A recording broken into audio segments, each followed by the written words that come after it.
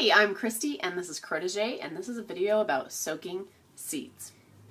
I always have people ask me about soaking seeds, and it's so easy. It's one of those things, I think I mentioned this about lentils, that I thought was so complicated that it took me forever to try it, and it's actually so simple you wouldn't believe it.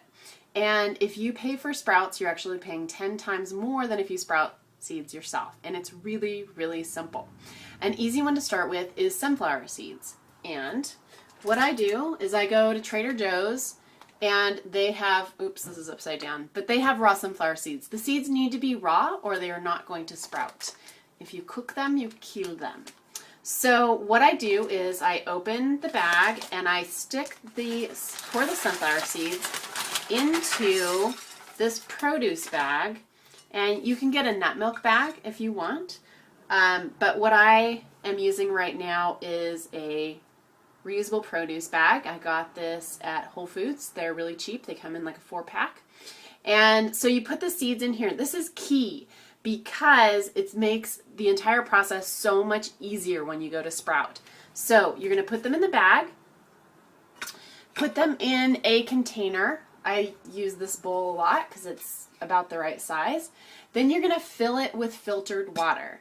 You just cover the seeds, fill it with filtered water, leave it overnight. What I do is the next day I'll take out the bag of seeds, I will rinse them off under the faucet, change the water so that they have fresh water, soak them again another night. Sunflower seeds are pretty simple. You don't actually have to do them 2 nights. Some nuts do need to be soaked for 48 hours, such as almonds. You can just go ahead and Google seed sprouting chart or something about seed sprouting, and you'll get the number of days that each type of seed needs to be soaked. And the reason you're going to soak your seeds is because the seeds contain an enzyme that makes it really difficult to digest.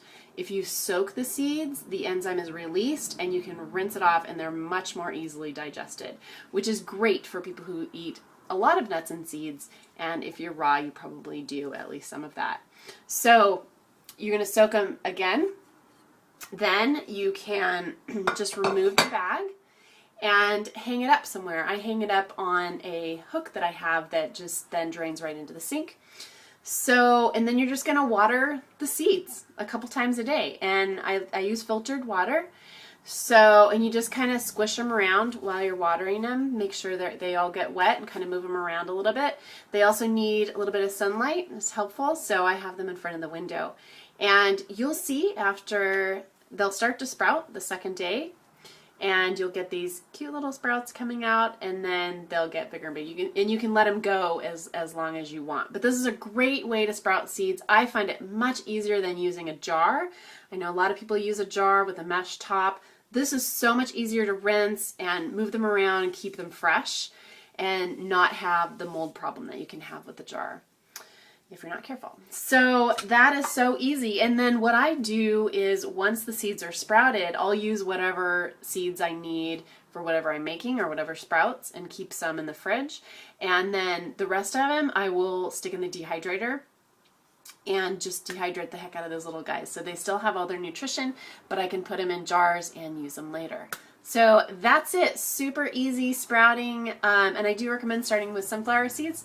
If you'd like, they're easily obtained and easily sprouted. So live, love, and be you. Excuse me. Bye, guys.